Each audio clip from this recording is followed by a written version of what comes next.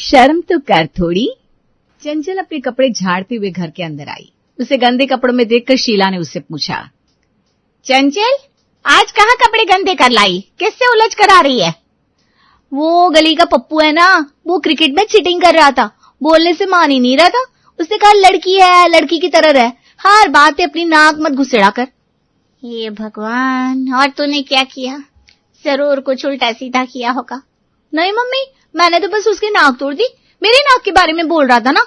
बड़ा आया मुझे लड़की लड़की करके चिढ़ाने वाला, एक मुक्की में धूल चढ़ा दी। अरे तुझे कितनी बार कहा है अब बाहर खेलने मत जाया कर, अब तो बड़ी हो गई, तेरी शादी की उम्र हो गई है। लेकिन नहीं, तुझे तो मोहल्ले के लड़कों के साथ क्रिकेट खेलना है। पता नहीं कब सुधरेगी ये लड़की।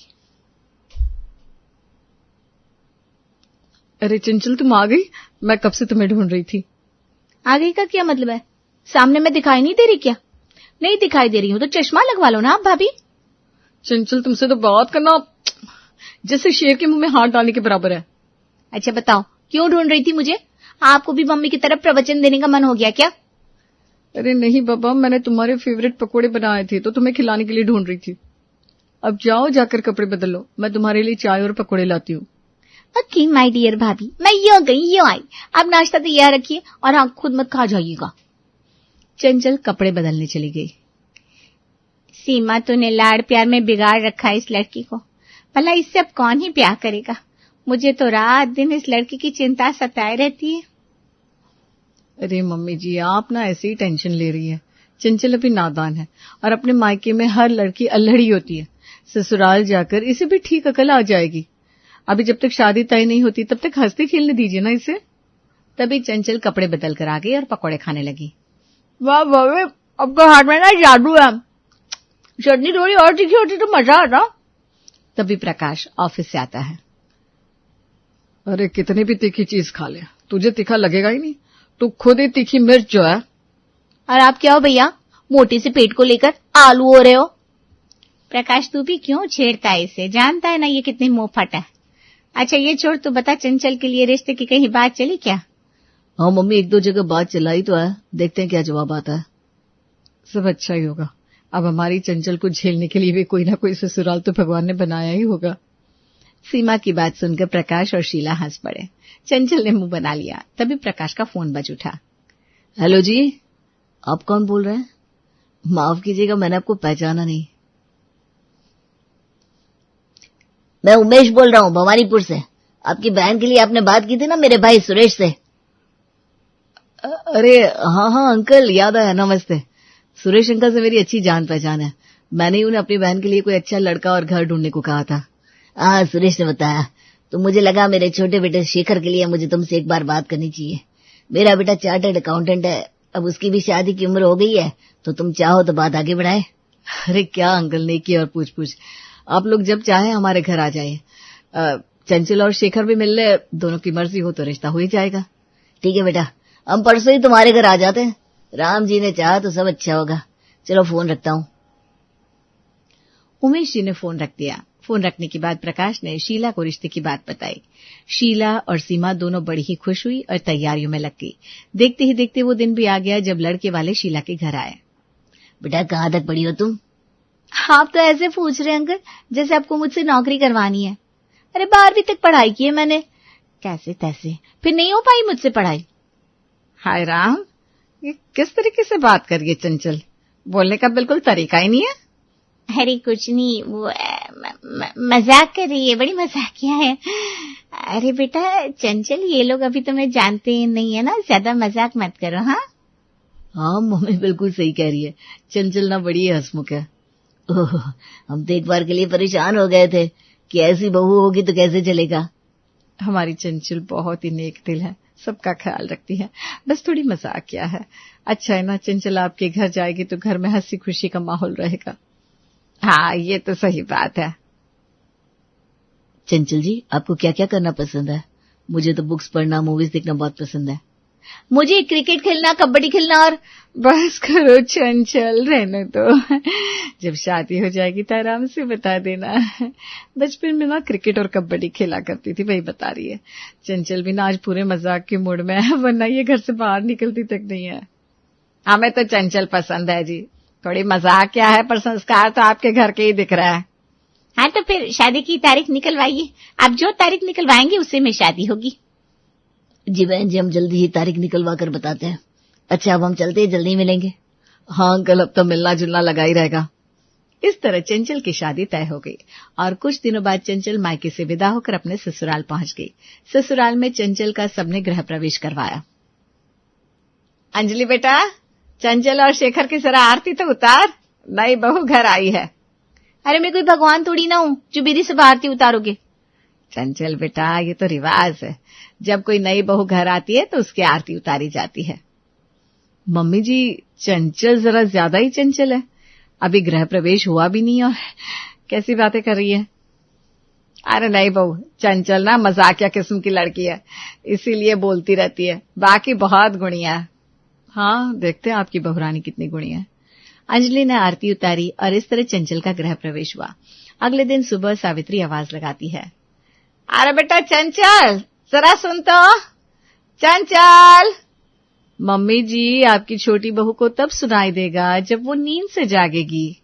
मतलब अभी तक सोई रही है? सूरज सर पर चढ़ाया है, सुबह के 8 बज रहे हैं और ये महारानी अभी तक सो रही है। अरे ओ चंचल, उठ जा, कितना सोएगी? तेरे बाप दादा कुंभकर्ण के परिवार से थे क्या जो तू इतना सोती है? सावित्री के गुस्से में चिल्लाने की आवाज से चंचल की नींद खुली और वो अपने कमरे से बाहर आई। अरे क्या हुआ बेटे, क्यों गला फाड़ फाड़ के चिल्ला रहे हो? शादी की थकान थी, नहीं खुली नींद जल्दी, इसमें इतना चिल्लाने की क्या बात है? अपनी उम्र तो देखो, हाथ पैर कांपते रहते, बुढ़िया हो गई हो। इस उम्र में इतना चिल्लाना सेहत के लिए ठीक नहीं है, ठंड रखो कलेजे में। सुबह सुबह रोला मचा रखा है बिना मतलब। चंचल भाभी, आपकी हिम्मत कैसे हुई मेरी मम्मी को बुढ़िया कहने की? अंजलि भाभी ने तो कभी ऐसी बात नहीं की मम्मी से। अरे बूढ़ी को बूढ़ी ना कहूं तो क्या कहूं, जो है सो है। अब इन्हें फूल की गुड़िया तो नहीं कह सकते, बाल सफेद है, हाथ कांपते हैं, चेहरे पर झुर्रियां, ऐसे में मैं इन्हें जवान कैसे कहूं बताओ? अरे तो मैंने कब कहा जवान कही है? हाँ तो मतलब आप भी मानती है ना मम्मी जी बूढ़ी है। बस बात खत्म, अब मैं नहा कर आती हूँ। चंचल नहाने चली गई और थोड़ी देर में तैयार होकर रसोई में आई। अंजलि भाभी, आज तो मुझे नाश्ता बनाना है ना, मेरी पहली रसोई है। क्या खाते हैं आप सब नाश्ते में? चंचल, तुम छोले भटूरे बना लो और साथ में कलाकंद भी बना लेना मीठे में। कलाकंद घर में सबको बहुत पसंद है। सब बनाना आता है ना तुम्हें? हाँ, मुझे खाना बनाना आता है, बना लूंगी। ओह, मुझे तो लगा बस तुम्हें मुंह ही चलाना आता है। मुझे मुंह हाथ पैर सब चलाना आता है, डोंट वरी भाभी। ठीक है ठीक है, सब अच्छे से बनाकर टेबल पर लगा देना, आज बुआ जी भी आएंगी। अंजलि चली गई और चंचल ने सारा नाश्ता बनाकर टेबल पर लगा दिया। कुछ देर में घर के सारे लोग नाश्ता करने आ गए। छोले भटूरे तो बहुत अच्छे बने, मन कर रहा है बस खाता ही जाऊं। पर ज्यादा मत खा लीजिएगा पापा जी, नहीं तो पेट खराब हो जाएगा और फिर बस टॉयलेट के चक्कर काटोगे। हाँ, ये बात तो सही है चंचल, मम्मी आपने सही कहा था, ये चंचल बड़ी हंसमुख है। अरे हंसमुख काहे की, बदतमीज है बिल्कुल। सुबह देखा नहीं बड़े भैया ने कैसे मम्मी को बूढ़ी कहा। इनको बड़ी हंसमुख दिखाई दे रही है। अरे हमसे पूछो, अभी इसे आए पूरा 1 दिन भी नहीं हुआ, हमें इसे बोलते हुए भी डर लगता है, न जाने कैसा जवाब आएगा। हाँ, सच में नाश्ता तो बड़ा ही अच्छा बना है, मजा आ गया। इतने टेस्टी छोले भटूरे मैंने पहली बार खाए हैं। अरे ऐसी बहू भी पहली बार देखी होगी ना। रूबी दीदी, आप नाश्ते पर ध्यान दीजिए, मैं कैसी बहू हूं ये मम्मी जी डिसाइड कर लेंगी। अभी सब नाश्ता कर रहे थे कि हेमा आई। चंचल ने धीरे से अंजलि के कान में पूछा, भाभी ये मोटी कौन है, बिल्कुल हथिनी जैसी लग रही है। ये बुआ जी है, पापा जी की बड़ी बहन। इनको पापा जी और मम्मी जी बहुत मानते हैं। अरे आइए आइए जीजी, बैठिए ना, अब शादी में क्यों नहीं आई? अरे उमेश, ये घुटने का दर्द जीने ही नहीं देता, इसकी वजह से ही शादी में नहीं आ पाई। पर देखो नए बहू से मिलने घर आ गई।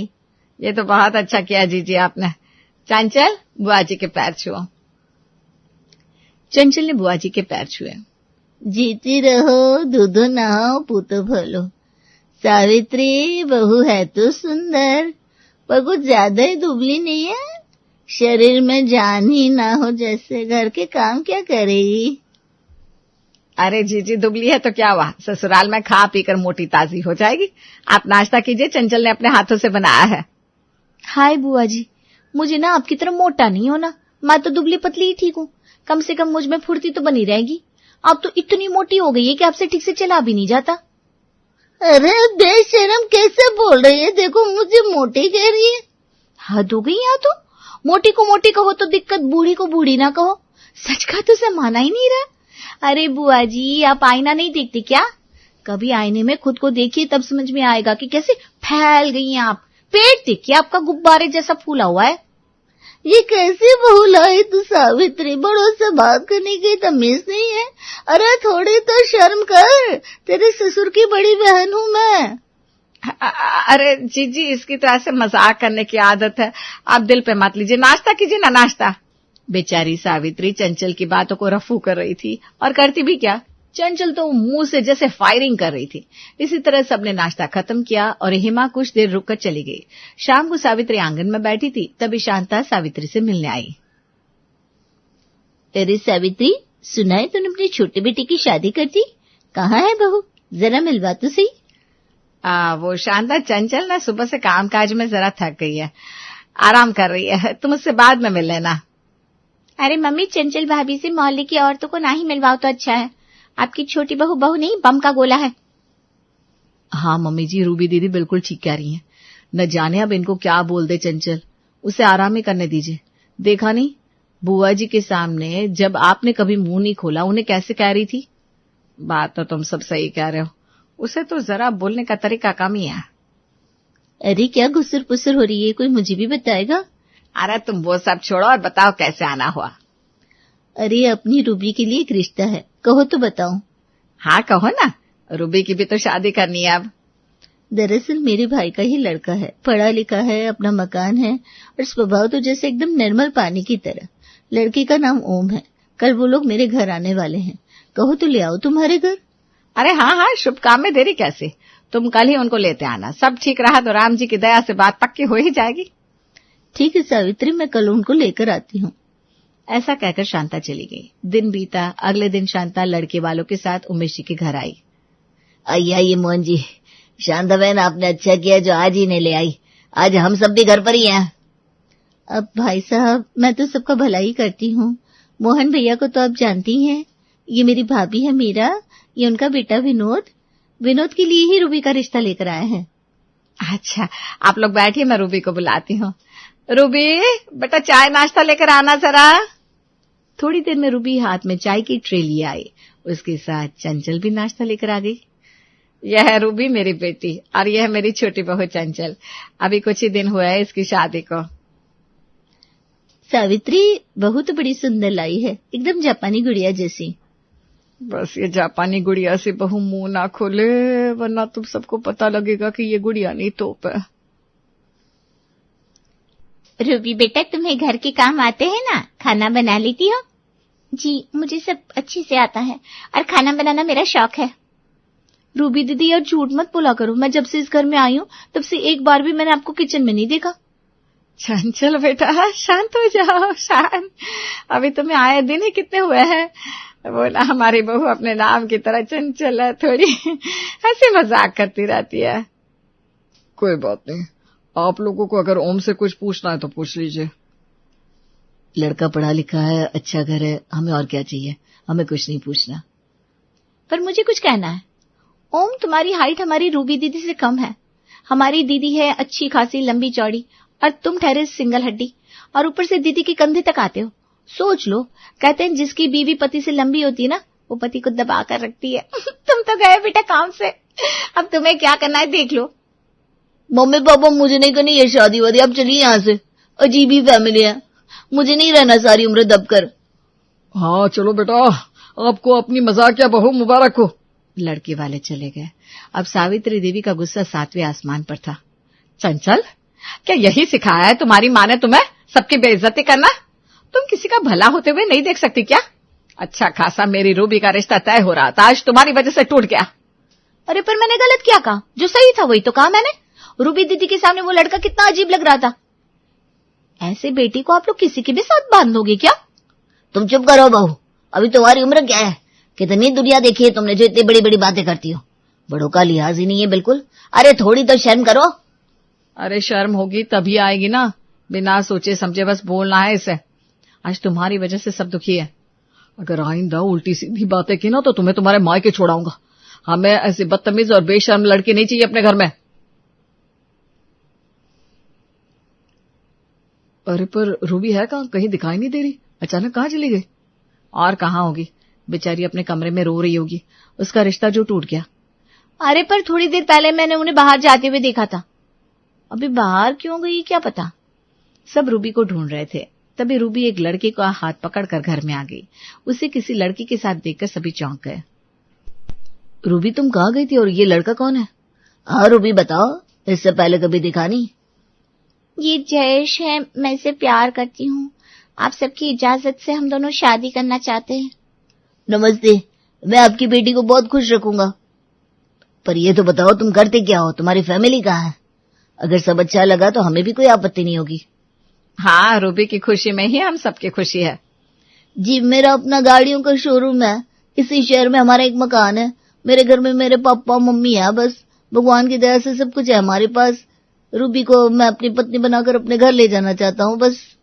तभी चंचल आती है और जयेश को देखकर गुस्से में कहती है, अरे चिंटू तू यहाँ क्या कर रहा है तू?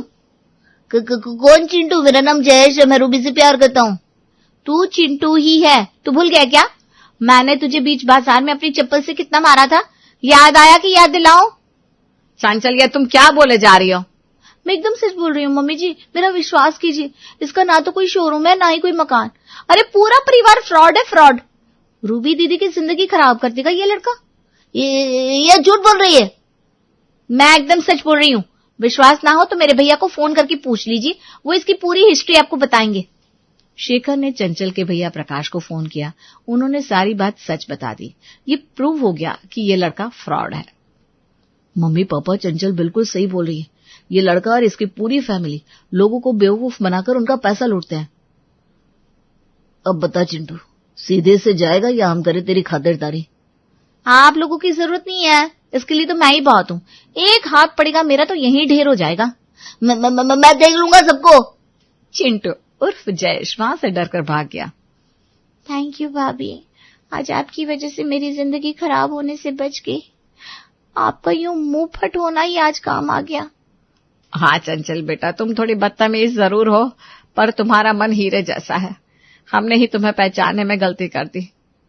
अब इस बम की गोलों को तो हम बड़ा संभाल कर प्यार से अपने पास रखेंगे, पर चंचल प्लीज हम पे मत फूटा करो बस। मैं थोड़ा सलीका सीखने की कोशिश करूंगी, पर मैं आना सच बोलने से पीछे नहीं हट सकती, चाहे जो हो जाए। हाँ बाबा हाँ, तुम्हें जैसे रहना है रहो, हम तुम्हें कुछ नहीं कहेंगे। इस तरह चंचल ने अपने मुंह फट होने की वजह से रूबी को बचा लिया और पूरा घर अब चंचल के साथ खुश था।